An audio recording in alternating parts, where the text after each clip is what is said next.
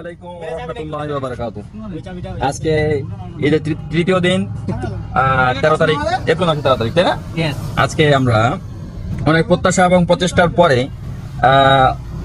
সকলের ক্লান্ত পরিশ্রমের ফসল হিসাবে আজকে আমরা একজনের চাবি হারিয়েছে, এখানে সকলে উপস্থিত হতে পেরেছি। সেই মহেন্দ্রক্ষণ আজকে উপস্থিত হয়েছে। এখন আমরা আমাদের বাড়ি থেকে রওনা দিয়েছি সিলেটের উদ্দেশ্যে। সিলেটের দর্শনীয় স্থানগুলো আমরা দেখবো, এই উদ্দেশ্যে আমরা বের হয়ে গিয়েছি। এখন বাজে প্রায় 2টা। আমরা এইমাত্র ঠাকুরগাঁও বাস স্ট্যান্ডে পৌঁছালাম। আপনারা এখন যে গাড়িটি দেখছেন এটি আমাদের এখানে পাগলু নামে পরিচিত। এই পাগলুতে চড়ে আমরা এখন পঞ্চগড়ের দিকে রওনা দেব।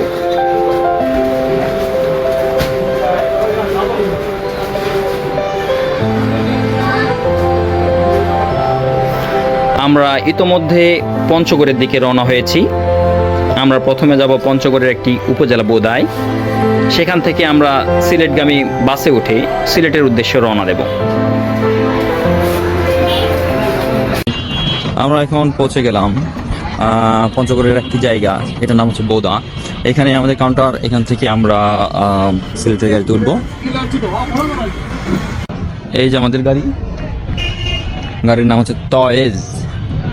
যাবে হচ্ছে কোথায়? পঞ্চগড় থেকে নীলফামারী হয়ে সিলেটের উদ্দেশ্যে যাবে।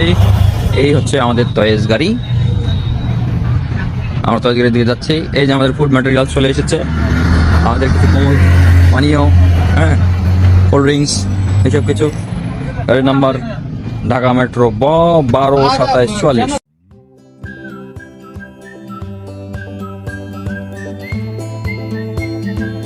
আমাদের বাস আমাদেরকে নিয়ে সিলেটের উদ্দেশ্যে দুরন্ত গতিতে ছুটে চলেছে। বাসের চালক অত্যন্ত দক্ষতার সাথে বাসটি চালাচ্ছেন।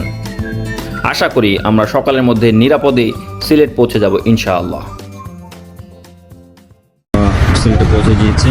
এটা হচ্ছে কদমতলী বাস স্ট্যান্ড। গিয়ে এখানে নামলাম। এখন বাজে 5:45।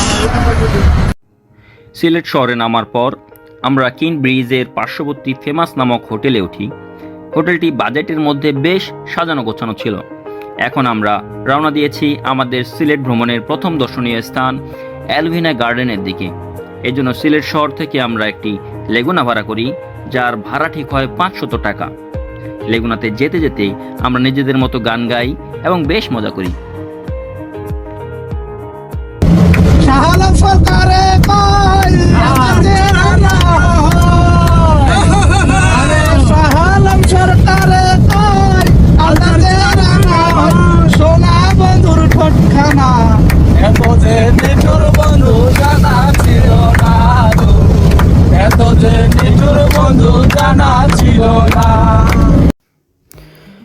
ইতোমধ্যে আমরা পৌঁছে গেলাম আলভিনা গার্ডেনে।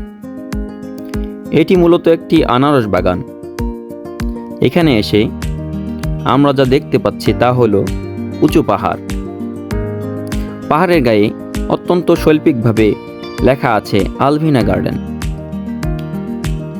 মজার ব্যাপার হলো পাহাড়ের গায়ে নাম লিখতে কোনো রং বা কংক্রিট অথবা কৃত্রিম কোনো কিছুই ব্যবহার করা হয়নি, বরং ব্যবহার করা হয়েছে সারি সারি আনারস গাছ, যা এই স্থানটিকে করেছে আরও দৃষ্টিনন্দন। তাই তো হাজারো দর্শনার্থীর ঢল নেমেছে এখানে। গার্ডেনে প্রবেশ ফি জনপ্রতি 25 টাকা। প্রবেশ পথে রয়েছে চমৎকার একটি লাভ গেট। আমরা এখানে দেখতে পাচ্ছি উঁচু নিচু টিলা। দর্শনার্থীরা এখানে নিজেদের খেয়াল খুশি মতো ঘোরাফেরা করছে।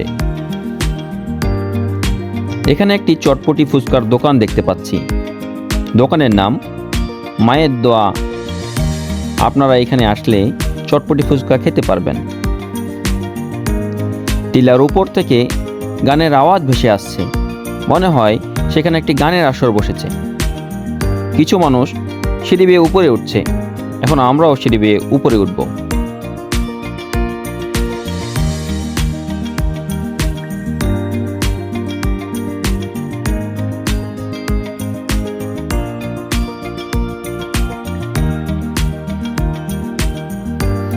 উপরের দৃশ্যটি আরও মনোরম। এখান থেকে আলভেনা লেখাটি আরও স্পষ্ট ও সুন্দর লাগছে। আমরা এখানে কিছুটা সময় অতিবাহিত করব এবং ফটো সেশন করব।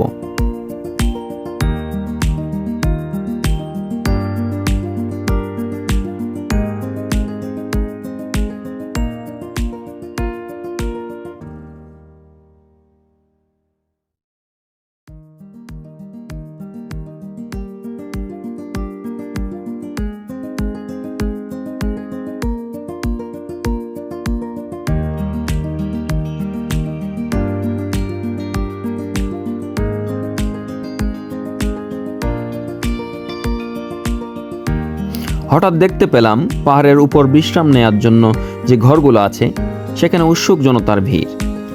কাছে গিয়ে দেখি দুটি ছোট শিশু সিলটি ভাষায় গান গাইছে।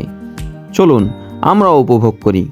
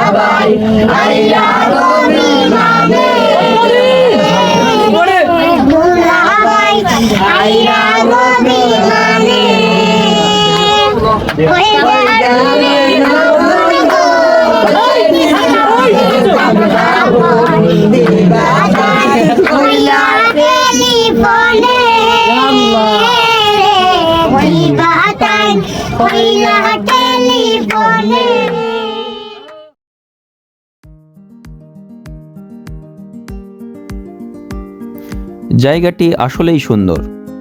আপনারাও চাইলে আসতে পারেন সিলেটের এই আলভিনা গার্ডেনে।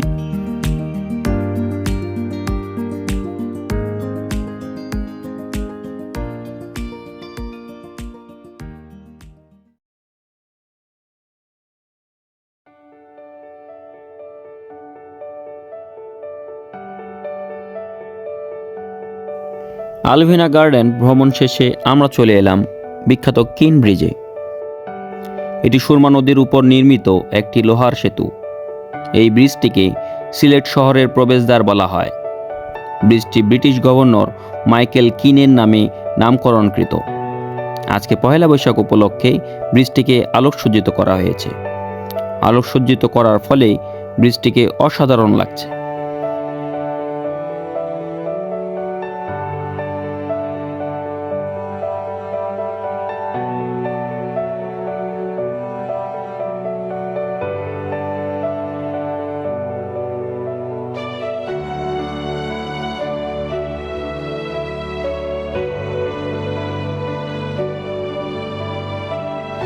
এটি হচ্ছে সিলেটের বিখ্যাত আলী আমজাদের ঘড়ি। পয়লা বৈশাখ উপলক্ষে মানুষের কোলাহলে মুখরিত হয়ে উঠেছে জায়গাটি। আপনারাও শুনুন এই কোলাহলের একটি ছোট অডিও ক্লিপ।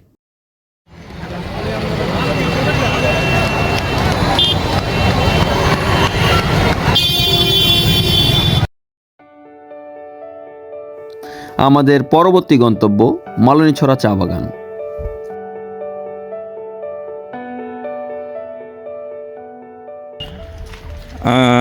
আজকে আমাদের সিলেট ভ্রমণের দ্বিতীয় দিন।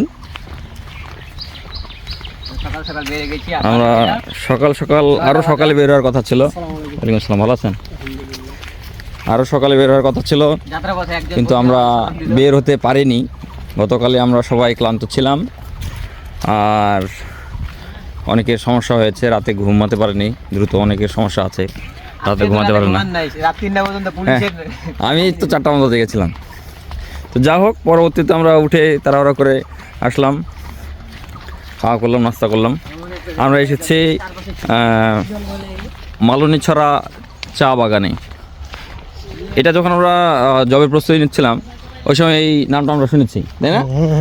চা- চা বাগান সম্পর্কিত যখন আমরা তথ্যগুলো পড়তে গিয়েছিলাম তখন এইটার নাম এসেছিল, মালনীছড়া চা বাগান। তো বাংলাদেশে এখানে প্রথম চায়ের চাষ শুরু হয়। প্রথম চায়ের চাষ শুরু হয়, সেই হিসাবে এটা একটা ঐতিহাসিক জায়গাও বলা যেতে পারে চায়ের। তবে আরেকটা বিষয় ছিল, চট্টগ্রামে ক্লাব হাউসে না, বাণিজ্যিকভাবে এখানে প্রথম শুরু। বাণিজ্যিকভাবে প্রথম। আশেপাশে দেখান। হ্যাঁ, আশেপাশে দেখাচ্ছি তো, ওয়াইড অ্যাঙ্গেলে দেখা যাচ্ছে অনেক সুন্দর করে।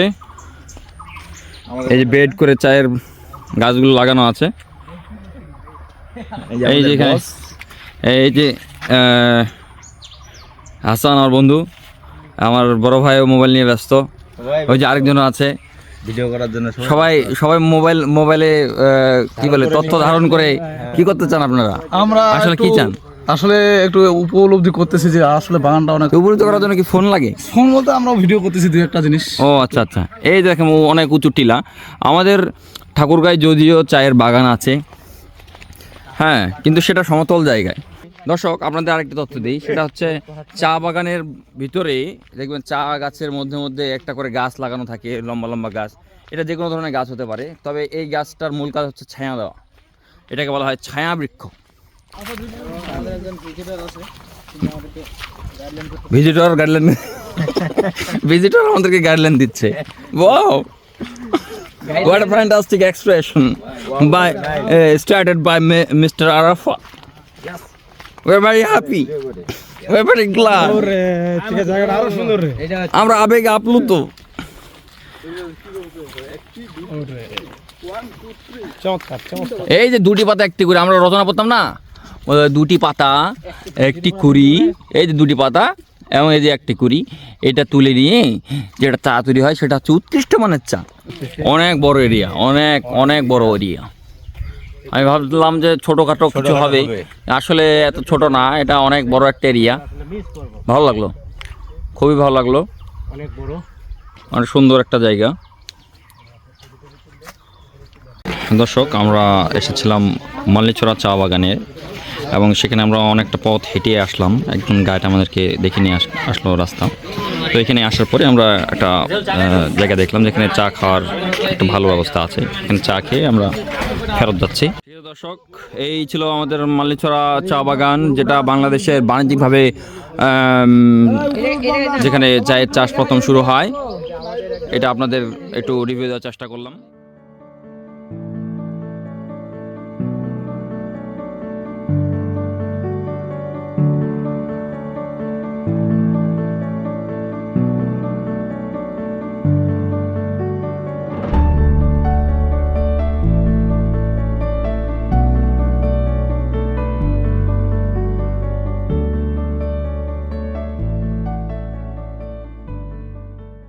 দর্শক, আমরা এসেছি ভোলাগঞ্জের সাদা পাথর যে জায়গাটির নাম। এখানে দেখুন প্রচুর মানুষজন আছে। আমরা এদিক থেকে আসলাম, এসে এখানে অবস্থান নিলাম। এই যে দূরে আমি আপনাদেরকে একটু করে জুম করে দেখাবো। এইটা হচ্ছে ভারতীয় অংশ, ঠিক আছে? এগুলো হচ্ছে ভারতীয় অংশ, এগুলো হচ্ছে পাহাড়। আপনারা ভালো মতো দেখতে পাচ্ছেন না, ঝাপসা আমাদের চোখেও ঝাপসা ধরা পড়ে। মেঘের মতো দেখাচ্ছে কালো কালো। এগুলো অনেক বড় বড় পাহাড়। মানে খুবই সুন্দর একটা এনভায়রনমেন্ট হবে সেখানে। আমরা সেখানে যেতে পারছি না, কেননা সেটা হচ্ছে অন্য একটি দেশের, হ্যাঁ, পার্শ্ববর্তী দেশ ভারতের অংশ। এই জায়গাটির নাম হচ্ছে সাদা পাথর। আমরা এখান থেকে নৌকা নেব, নৌকা নিয়ে কোনো একটি লোকেশনে যাব, গিয়ে সেখানে আমরা গোসল করব। দর্শক, আমরা এসেছি কি বলে এটা, সাদা পাথর। এই জায়গাটাতে আপনারা দেখুন, এখানে পানিটা কি স্বচ্ছ, মানে কি বলবো, মানে বর্ণনাতীত। এবং এখানে এই যে পাথর দেখেন, মাটির নিচে গোটাচ্ছে ঝকঝকে পাথর, এবং এই ধুলাবালিগুলোকে নাড়াচাড়া করলেও পানি খোলা হয় না। এত সুন্দর ঝকঝকে পাথর, এটা আপনাদেরকে দেখাতে পারে। আমরা খুবই আনন্দিত। আপনারা আসলে অবশ্যই এটা এনজয় করবেন, আর আমার মধ্যে এরকম পানিতে ডুব দিবেন।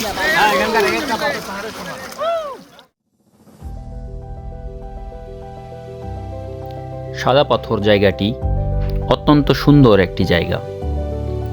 প্রাকৃতিকভাবে সৃষ্ট ছোট বড় পাথর ও স্বচ্ছ শীতল পানির প্রবাহ স্থানটিকে করে তুলেছে অনন্য। আমরা এখানে অনেক সময় অতিবাহিত করলাম এবং একটি বড় পাথরের উপর গ্রুপ ফটো সেশন করে বিদায় নিলাম।